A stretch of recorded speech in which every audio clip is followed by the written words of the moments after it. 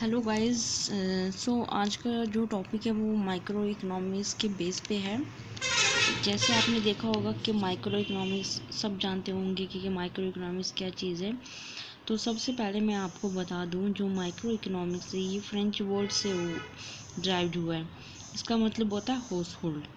अब माइक्रो को मतलब होता है मीनिंग। अब जैसे माइक्रो और मैक्रो दो चीज़ें होती हैं, पर इस टॉपिक के अंदर हम माइक्रो इकोनॉमिक्स के बारे में पढ़ेंगे। अब माइक्रो इकोनॉमिक्स के अंदर तीन चीज़ें पाई जाती हैं, जैसे फॉर्म का मतलब होता है हाउस होल्ड, गुड्स, फिर तीसरा इंडिविजुअल।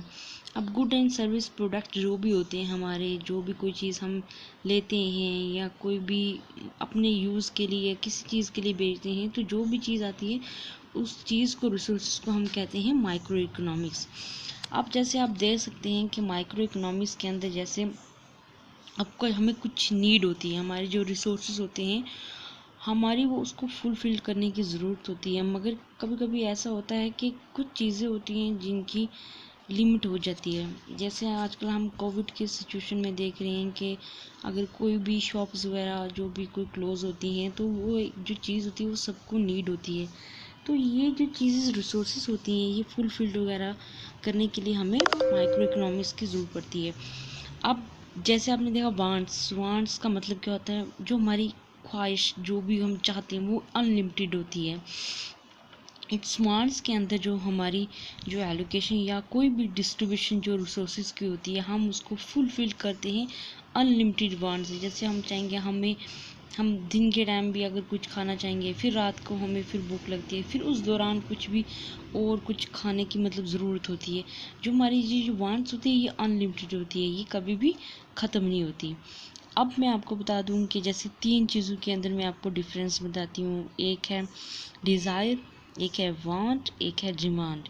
डिज़ायर क्या होती है, जैसे हमारी एक विश होती है, हम ये चाहते हैं कि हम ये बन जाएं।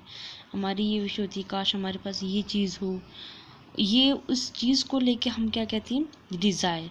अब वांट और डिज़ायर में ये होता है कि हमारे अंदर एक ऐसी एबिलिटी या विलिंगनेस हो जिससे हमें सेटिस्फेक्शन मिले। हम ये चाहते, जो हमारी जो वांट होती है वो डिज़ायर नहीं होती, और ना ही जो हमारी डिज़ायर होती है वो हमारी वांट नहीं होती। अब मैं आपको बता दूँ डिमांड क्या होती है। डिमांड में हम ये चाहते भी हैं कि कोई दो तरह की चीज़ें होती हैं डिमांड के अंदर। एक तो होती है हमारी प्राइस के बेसिस पे, एक हमारे टाइम पीरियड के बेसिस पे होती है। डिमांड जैसे हम देखते हैं इन्फ्लेशन या स्टैगफ्लेशन, जो भी कोई चीज़ जब होती है उस टाइम भी हम देखते हैं हमारी डिमांड की जो रिसोर्सेज होती हैं वो बढ़ जाती है। दूसरी चॉइस पे आप ये भी देख सकते हैं कि जैसे आपका एग्ज़ाम है, एग्ज़ाम के टाइम पे अगर आप कहीं जा रहे हैं, आपके पास पेन नहीं है, तो आप उस टाइम पीरियड के अंदर अगर आपको कोई वो पेन 10 रुपये का अगर आप 100 रुपीज़ में बेचना चाहेगा, तो आप क्या करेंगे कि वो आप लेना चाहेंगे। अगर आपका एग्ज़ाम नहीं है, अगर वो इंसान आपको 10 रुपये में भी बेचेगा तब भी आप वो नहीं लेंगे। तो ये जो चीज़ होती है डिमांड, ये दो तरह की चीज़ों पे बेस होती है। अब हम जो इसके बारे में पढ़ेंगे, जैसे माइक्रो इकोनॉमिक्स में दो चीज़ें आती हैं। हमारे जो बेसिक प्रिंसिपल है माइक्रो इकोनॉमिक्स के वो दो हैं, एक हमारी डिमांड है, एक हमारी सप्लाई है।